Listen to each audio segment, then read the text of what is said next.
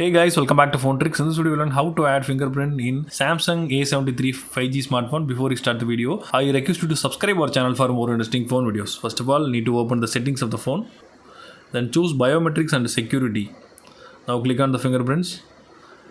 Now need to draw your current pattern or your pin code. Click on add fingerprint. So this one is a fingerprint area.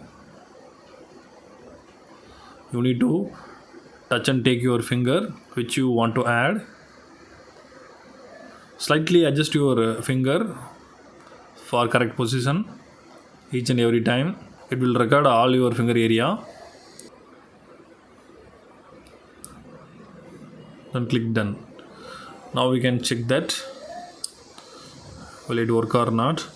I try to unlock with my added finger. It's unlocked successfully. So that's all guys.